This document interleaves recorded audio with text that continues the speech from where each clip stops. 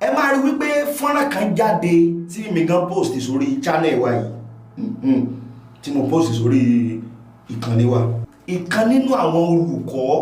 òótọ́ pọ́nbélé kan tó ti wá jáde pátápátá tó tún fẹ́ supersede gbogbo àwọn èyí tá a ti gbọ́ tẹ́lẹ̀. Now tẹ́ ẹ̀ bá gbàgbé alàgbà Sakios tí wọ́n ṣe interview pẹ̀lú radio station kan tí wọ́n ṣàlàyé bí wọ́n ṣe fi àwọn lẹ̀ lóríṣiríṣi ẹ̀yin èèyàn àwọn nǹkan míì tó ti jáde. Ṣe rí láti ìgbà tí mo ti fi fọ́nrán yẹn sórí ìkànnì wa mo wá bẹ̀rẹ̀ sí ní ṣe àwọn ìwádìí kan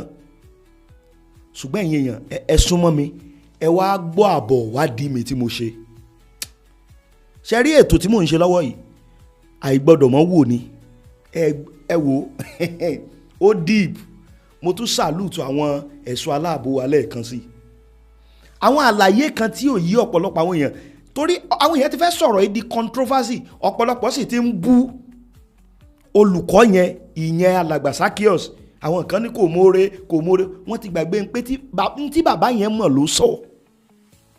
bàbá ò mọ àwọn nǹkan tó ti kọ́kọ́ ṣẹlẹ̀ kó tó dà kókó gbà yẹn ṣùgbọ́n kí làwọn nǹkan tó ṣẹlẹ̀ àṣírí ẹ̀ àtòtítọ́ ẹ̀ òun gan ni mo gbé dé ìyẹn ìkan. Now ẹ̀yin èèyàn ẹ wo olórí àwọn ansaru tí wọ́n lọ ṣiṣẹ́ burúkú yìí tí wọ́n torí ẹ̀ lọ kó àwọn ọmọléèwé wa tí wọ́n torí ẹ̀ lọ kó àwọn olùkọ́ wa. Ilé ẹjọ́ l'Àbújá lónìí wọ́n ti ní gbogbo àwọn ẹ̀sùn 22 tí wọ́n kà sí wọn lẹ́sẹ̀ wọ́n ní gbogbo ẹ̀ ni wọ́n jẹ̀bi. Àlódé level kan ìkànnù wọn ó ti kọ́kọ́ sọ tẹ́lẹ̀ pé òun ò jẹ́ pé gbogbo àwọn ẹ̀sùn tó kà sóhun lẹ́sẹ̀ òun ò jẹ̀bi o ló bá tún yá ló bá tún bẹ̀lẹ̀ ẹjọ́ pé òun fẹ́ ṣàtúnṣe sáwọn nǹkan kan tó ń sọ tẹ́lẹ̀ ló bá tún láwọn ẹ̀sùn kan wà tó ń jẹ̀bi lórí ẹ̀. Ẹ̀yin èèyàn kí ló ṣẹlẹ̀ gangan lórí ọ̀rọ̀ wọn ẹ wojú àwọn kinní burúkú yìí àwọn rèé o torí àwọn tí wọ́n ṣe lọ plan tí wọ́n ṣe lọ kó àwọn ọmọ wa rèé o ìdájọ́ dé lórí wọn. Tẹ́ ẹ̀ bá gbàgbé lọ́sẹ̀ tó kọjá wọ́n kó àwọn 3 kan wálé ẹjọ́ tí wọ́n ka ẹ̀sùn 10 sí wọn lẹ́sẹ̀. Ẹ̀yin èèyàn ẹ jẹ́ kí n sáré mi ì fẹ́ jẹ́ kí ètò yìí kó gùn jù so that ẹ̀yin èèyàn ẹ lè wò láti bẹ̀rẹ̀ títí dópin torí ètò yìí ètò tẹ́ ẹ gbọ́dọ̀ mọ́ wò láti bẹ̀rẹ̀ dópin ni torí àwọn àlàyé àtàwọn òótọ́ tuntun míì tó tún jáde. Ẹ mọ̀ pé mo ti sọ́nà láti bẹ̀rẹ̀ pé kò sọ́gbọ́n ta fẹ́ dá sí àwọn òótọ́ ọ̀rọ̀ kan máa unfold ṣùgbọ́n mo kí gbogbo ẹ̀yin èèyàn wa káàkiri gbogbo ibikíbi tí ẹ ti ń wò wá. Ẹ̀yin èèyàn ní nǹkan bí ọjọ́ bíi 3-4 ní alàgbà Sakios Ọlátúndé ni wọ́n grant interview kan pẹ̀lú radio station kan lórílẹ̀‐èdè Nàìjíríà tí bàbá yẹn ti ṣàlàyé bí wọ́n ṣe kó wọn lọ́jọ́ 15 nínú oṣù karùn-ún tí wọ́n fi kó wọn débi tí wọ́n kó wọn lọ nínú igbó bí wọ́n ṣe rìn káàkiri àti bí wọ́n ṣe wá fi wọ́n lẹ̀. Now ibi wọ́n ṣe fi wọ́n lẹ̀ yẹn ni ibẹ̀ gangan ni mò ń lọ. Tẹ́ ẹ̀ bá gbàgbé ẹ̀yin ẹ̀ tẹ́ ń tẹ̀lé wa mo ti post fọ́nrán kan tẹ́lẹ̀ lórí ọ̀rọ̀ yẹn ibi tí alàgbà yẹn ti sọ̀rọ̀ ní interview yẹn mo ti post yẹ mo ti oríṣiríṣi ọ̀rọ̀ táwọn èèyàn ń sọ. Now ṣùgbọ́n láti ìgbà tí mo ti post fídíò yẹn èmi náà wá bẹ̀rẹ̀ àwọn iṣẹ́ ìwádìí kan ibẹ̀ ni mo ti wá ń discover àwọn nǹkan kan. Ẹ̀yin èèyàn ẹ máàkì ọ̀rọ̀ yìí o torí àwọn èèyàn lè rò pé wọ́n ti wá halẹ̀ mọ́ àràbà wọ́n ti pè é wọ́n ti ní kó wá dìbò kò sí nǹkan tó jọ mọ́ bẹ́ẹ̀ o. Mo fi Ọlọ́run ọba tó dá mi tó ní mi tí ń máa padà lọ jábọ̀ lọ bá mo fi búra nobody called me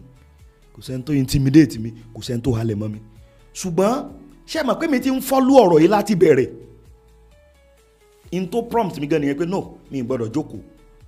tó wá jẹ́ kí n bẹ̀rẹ̀ sí ní ṣiṣẹ́ ìwádìí lórí ẹ̀ kí ló ṣẹlẹ̀ gangan ibẹ̀ ni mo ti discover àwọn òótọ́ tuntun kan tèmi gan ò mọ̀ tẹ́lẹ̀ àwọn òótọ́ ìwà ni mo fẹ́ share pẹ̀lú ẹ̀yin èèyàn. Tẹ́ ẹ̀ bá gbàgbé bàbá yẹn ṣàlàyé wípé ọjọ́ tí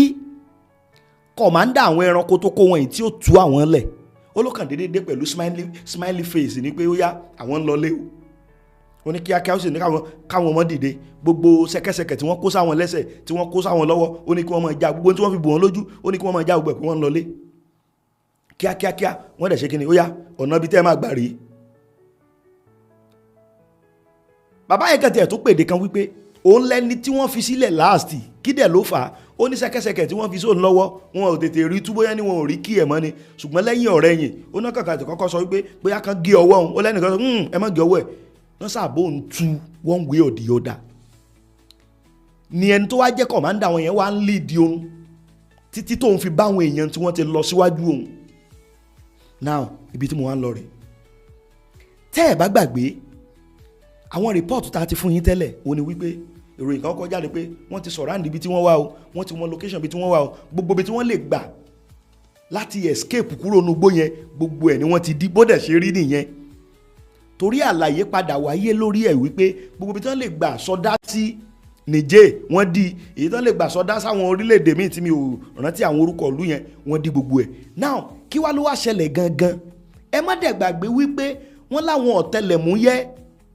wọ́n ṣèwádìí tí wọ́n fi trace àwọn ẹbí ìyàwó àtàwọn ọmọ àwọn ẹranko tó ṣiṣẹ́ yìí. Now ibi tí mò ń lọ ni mò ń débọ̀ yìí o before kó tó di ọjọ́ tí wọ́n release àwọn èèyàn wa ẹ̀yin èèyàn àwọn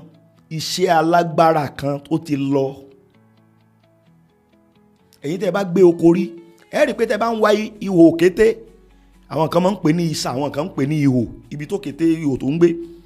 ẹ rí i pé tẹ́ bá gbẹ́ débì kan ẹ máa rí bí èsè àkọ́kọ́ ẹnìkan kọ̀ọ̀kan yẹ̀pẹ̀ díẹ̀ tí ó fi di tó bá yá ẹ wá kan àwọn òkúta ńláńlá tó máa kó sójú ọ̀nà tó yẹ pé kẹ́ ẹ tó rí àwọn òkúta yẹn yọ ẹ máa ṣe báyìí bọ́rọ̀ wọn ṣe jẹ́ nìyẹn. ṣẹ́rẹ́ àwọn ẹranko tó ṣiṣẹ́ yìí wọ́n ní àwọn cells káàkiri inú igbó yẹn tí wọ́n dẹ̀ kó àwọn operatives wọn tí wọ́n kó wọn síbẹ̀. ìyẹn ni pé kẹ́ ẹ tó débi táwọn commander wà kẹ́ ẹ tó débi tí wọ́n kó àwọn èèyàn wa pamọ́ sí àwọn ilẹ̀ kọ̀ọ̀kan máa kàn lójú ọ̀nà àwọn èèyàn ní kọ́kọ́ ń ṣínà bọn táwọn ọmọ ológun àwọn ẹ̀ṣọ́ aláàbò tó lọ ṣiṣẹ́ yẹn àwọn èèyàn ni wọ́n kọ́kọ́ pàdé lọ́nà tẹ́ ẹ̀ bá gbàgbé ẹ rí i pé àwọn ọlọ́pàá kan pàdánù ẹ̀mí wọn ọmọ ológun pàdánù ẹ̀mí àwọn local vigilante àtàwọn tí wọ́n lọ ṣiṣẹ́ yẹn ọ̀pọ̀lọpọ̀ even lọ́sẹ̀ tó kọjá ni mo ṣe rí IGP tí wọ́n ń welcome àwọn tí wọ́n lọ ṣiṣẹ́ yẹn tí wọ́n wá ń ṣèdárò ìkan nínú àwọn ọlọ́pàá tó náà tó jẹ́ pé ẹ̀mí rẹ̀ ó fi ṣètùtù káwọn ọmọ wa yìí kí wọ́n má bàa kú tàbí di ẹni òfò sọ́wọ́ àwọn ẹranko tó jí wọn kó. Now ibo ni mò ń lọ gangan rèé o ṣe rí kó tó di ọjọ́ tí wọ́n rescue wọn ẹ má gbàgbé pé mo ti sọ fún yín tẹ́lẹ̀ wípé communication channels ti wà pẹ̀lú wọn wọ́n sì ti mú ọmọ wọn ti mú ìyàwó wọn ti mú ìyá wọn ti mú gbogbo àwọn ẹbí wọn tí wọ́n ti ń sọ fún wọn wípé tí nǹkan kan bá fi lè ṣe kankan nínú àwọn èèyàn wa yìí ẹ̀yin náà lọ gbogbo àwọn èèyàn wọn yìí ẹ gbàgbé wọn pẹ́ léèyàn ìyẹn ló wá fà á. Now ẹ má gbàgbé pé àwọn ẹ̀ṣọ́ aláàbò náà ń bẹnu gbó gbogbo ìgbà tí wọ́n move tí wọ́n advance tí wọ́n ń súnmọ́ wọn ẹ rí i pé ńgbà tó dé level kan wọ́n ní kí ìyá principal ṣe fídíò ṣe ti ẹ rántí wípé táwọn ẹ̀ṣọ́ aláàbò tí wọ́n fẹ́ tí wọ́n ń ṣiṣẹ́ yìí tí wọ́n bá súnmọ́ wọn pé gbogbo àwọn èèyàn yẹn làwọn ó ṣe kíni làwọn ò ràn lọ ṣáájú ilé ọ̀run ṣe ti gbàgbé tẹ́ bá rántí tẹ́ bá dẹ̀ rántí òní mò ń rán yín létí ìgbà tó ti di pé àwọn ọmọ ológun ti fún wọn lákàmọ́tán wọ́n ti súnmọ́ wọn gidi nìyẹn. Now kí wá ló wá ṣẹlẹ̀ gangan òun rèé o dọ́rin ìgbà tí wọ́n ń súnmọ́ wọn tí wọ́n ti mọ ibi tí wọ́n wà yẹn gbogbo àwọn ìsọ̀gbè gbogbo àwọn cells tí ó wà nínú igbó yẹn gbogbo àwọn operatives tí wọ́n ti kó káàkiri tí ó yà yẹn ẹ̀yìn bíi 8 àbẹ́yìn 20 ẹ̀dúró ń bì tó bá yẹ pé bíi iná fẹ́ gbà ẹ̀ mọ́ ẹ̀kọ́ lù wọ́n ẹgẹ́ tí wọ́n sà ti kó káàkiri nínú igbó yẹn gbogbo yẹn làwọn ẹ̀ṣọ́ aláàbò tí wọ́n lọ ṣiṣẹ́ yẹn gbogbo àwọn yẹn làwọn ẹ̀ṣọ́ aláàbò tí kọ́kọ́ kojú tí wọ́n ti sọ wọ́n dẹdùn tí wọ́n ti rán wọn lọ ṣáájú ilé ọ̀run along the process wípé ìjà àjàkú akátá tó ń wáyé láàrin àwọn operatives tí wọ́n kó sáwọn ọ̀nùgbò yẹn ibẹ̀ ni ọ̀rọ̀ àwọn ẹlẹ́ṣọ́ ààbò tó gbẹ̀mímì ibẹ̀ ló ti wáyé ẹ má gbàgbé pé kọ́nẹ̀ Isaac ara process yẹn ló ti wá because ọ̀pọ̀lọpọ̀ àwọn èèyàn ni wọ́n ń béèrè wọ́n sọ pé ṣe bọ́n láwọn ọmọ èèyàn ẹ má dẹ̀ gbàgbé press release tí presidency fi síta torí pé àwọn ti mọ process bí kíní yẹn ṣe lọ làwọn ṣe sáré ṣàlàyé gbogbo àwọn ọ̀rọ̀ yẹn wípé wọ́n ti mú àwọn 8 àwọn kan náà wọ́n fẹ́ mú gbogbo process tó fi di last day ṣe rí àwọn tí wọ́n rán lọ sọ́run náà àwọn kíní yìí wọ́n pọ̀ tí ì ṣe díẹ̀ mo tún salute àwọn ọmọ ológun wa mo salute gbogbo àwọn ẹ̀ṣọ́ aláàbò tí wọ́n kópa nínú akitiyan láti gba àwọn ọmọ wa àtàwọn olùkọ́ wa yìí jáde. Ẹ̀yin tẹ́ ẹ̀dẹ̀ ń bú bàbá Sákíọ̀sì tíṣà yẹn wípé ẹlẹ́bọ̀dé ni kò appreciate àwọn ẹ̀ṣọ́ aláàbò tí wọ́n lọ rescue, kì í ṣe bẹ́ẹ̀ o.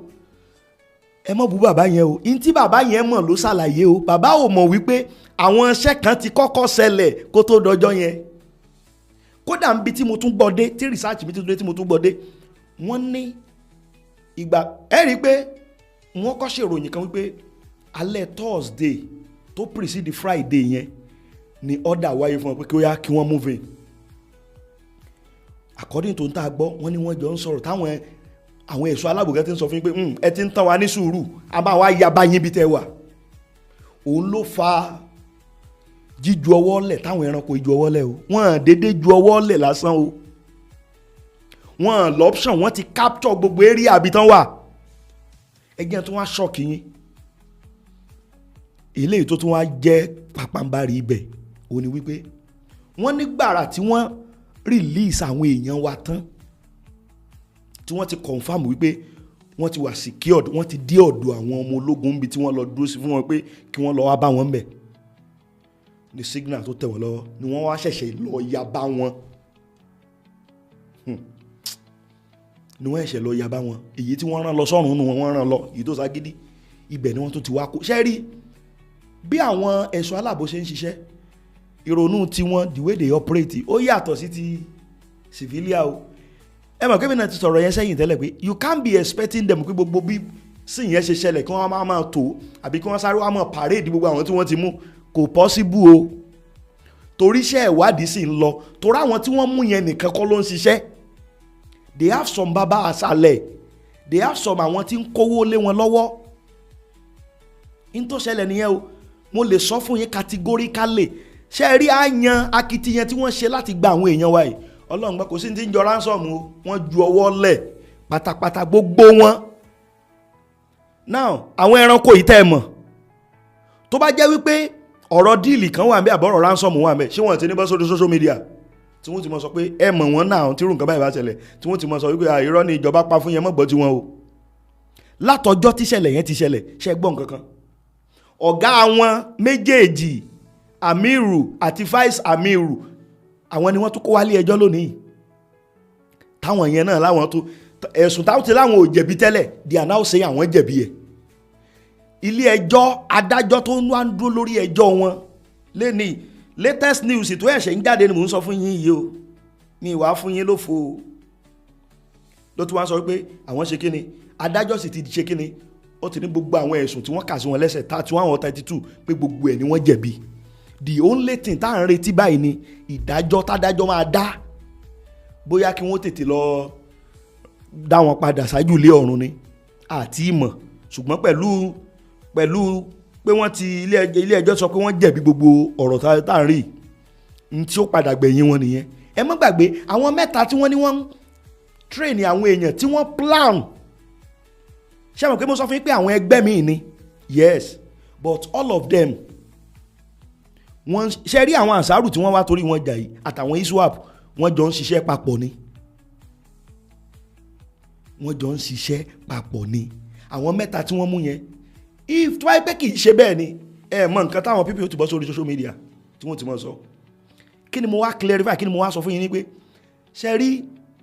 iṣẹ́ tí wọ́n ṣe láti gba àwọn èèyàn wa yìí, Ọlọ́run gbọ́, mo tún gbóṣùbà káre fún gbogbo àwọn ẹ̀ṣọ́ aláàbò, àwọn tọmọ ogun orí ilẹ̀ ní o, tójú òfurufú nítorí omi ní o, àwọn NIA ní o, àwọn civil defence ní o, àwọn àmọ̀tẹ́kùn ní o, àwọn ọlọ́dẹ ìbílẹ̀ ní o, ìrù ẹkùn ní o, gbogbo àwọn tó ṣàkópa kan àbí kejì láti rí àwọn ọmọ wa yìí àtàwọn olùkọ́ wa yìí gbà jáde. Gbogbo tó tara yín jáde láyé wọn ò ní mọ̀ níra. Mo tún ṣàlùtù yín lẹ́ẹ̀kan sí. Torí nǹkan tó wá jọ mí lójú ni pé àwọn èèyàn ti fẹ́ máa sọ̀rọ̀ ìdòṣèlú. Some people are now saying yẹn parọ́ fún wa ni, ìjọba parọ́ ni. Ìjọba ò parọ́. In tí tíṣà mọ̀ tó ṣojú tíṣà ni tíṣà ṣàlàyé. Àwọn kan tó ti fẹ́ máa gbé tíṣà ṣépè, ẹ má gbé tíṣà ṣépè. In tí tíṣà mọ̀ ló sọ, tíṣà ò parọ́. Ṣùgbọ́n nǹkan kan ló ṣẹlẹ̀ tó jẹ́ kí àwọn ẹranko yìí ju ọwọ́ lẹ̀ tó wá di pé ó yá ẹ tètè mọ́ lọ ẹ tètè mọ́ lọ ṣé rí ẹ tètè mọ́ lọ ẹ tètè mọ́ lọ tí wọ́n ń pariwo yẹn àwọn gan tí tètè ń wọ́nà bí wọ́n ṣe fẹ́ escape kú onúgbó ṣùgbọ́n lẹ́yìn ọ̀rẹ́ yẹn wọ́n padà lọ bòǹbáàdì wọn kò sí yìí tó escape nù wọn ẹ gbọ́ pápánbárì tiwa ni pé ká ṣe kí ni ká farabalẹ̀ ṣé wọn kò wọ́n ti charge àwọn mẹ́ta tí wọ́n ní wọ́n jọ plan ìṣẹ̀lẹ̀ yẹn tí wọ́n dẹ̀ ń train wọn nípínlẹ̀ Niger àwọn ẹni mo sọ fún yín bí jẹ tàbí jẹrin yẹn àwọn yẹn ara wọn náà ní crew kan ni wọ́n ṣùgbọ́n àwọn tí wọ́n jẹ́ operative tí wọ́n mú lójú ìjà ẹ jẹ́ àfarabalẹ̀ ẹ má jẹ́ aṣáájú ẹlẹ́ẹ̀dẹ́pẹ̀ẹ́dẹ́ báwọn yẹn bí wọ́n bá tó ṣe bẹ̀rẹ̀ kéèsì wọn á yẹ mọ́ gbọ́ ìkànnì Araba ní tá a gbé lọ́wọ́ nìyẹn eléyìí ni mo ní kí wọ́n á clarify yìí o gbogbo ẹ̀ ń tẹ̀ tí ń sọ pé ìjọba parọ́ àwọn ológun náà parọ́ kò sẹ́ni bọ́dì tó parọ́ ọ̀rọ̀ tí presidency sọ right torí information táwọn wà brief to àwa ò lásẹ̀sì sí ṣùgbọ́n wọ́n bá làwọn ọmọ ológun lè fi gbogbo ẹnu wọn sọ̀rọ̀ tòótọ́ lọmọ ológun sọ wípé wọ́n release wọn unconditionally bó ṣe rí nìyẹn unconditionally wọ́n release wọn nígbà tí wọn ò lọ́pṣọ̀n mọ́ ṣùgbọ́n tí àwọn fact mi ìbá tún ẹkú tí mọ̀ mí ń bì èmi ò ń so lóṣèlú ìjọba tí mo bá rí iṣẹ́ tí wọ́n ṣe tó dáa màá jẹ́ kẹ́ gbọ́ èyí tó bá dẹ̀ ṣe tí ò dáná àá sọ tiwa ni pé àwùjọ tó dáa là ń fẹ́ torí ẹ̀ ó gbóṣùbà kárí fún gbogbo àwọn tó lọ́wọ́ tàbí tán lọ́wọ́ kan tàbí kejì lórí bí àwọn ọmọ yìí bí wọ́n ṣe di ẹni tó darapọ̀ máwọn ẹbí wọn Ọlọ́run nìkan ló lè dúpẹ́ fún yín o eléyìí ni mo ní kí wọ́n á ṣàlàyé fẹ́yìn èèyàn wa o kẹ́ ẹ lè mọ ohun tó ń ṣẹlẹ̀ gangan o torí ẹ̀ àwọn tó fẹ́ máa sọ́dọ̀ ọ̀rọ̀ òṣèlú kì í sọ̀rọ̀ òṣèlú mo ti rí àwọn opposition kan tí wọ́n ti ń fẹ́ máa sọ ṣebí we tell you ṣebí ẹsẹ̀ nu dédé síbí iṣẹ́ ni tá a bá ń sọ wípé ọ̀rọ̀ yìí ò rí bẹ́ẹ̀ tó yẹ pé a fẹ́ máa da ẹ̀bi lé àwọn ẹ̀ṣọ́ aláàbò lórí ọlọ́mọ ṣèyàn lábára mọ́ọ̀rẹ́ jẹ inú ojú ọlọ́run gan korò sẹ́ni tí ò mọ́ọ̀rẹ́ tó ń fi bí san oore ojú ọlọ́run korò sí torí ẹ̀ adúpẹ́ lọ gbogbo ẹ̀wọ̀n ọmọ ológun àwọn tó sì pàdánù ẹ̀mí wọn may their soul rest in peace.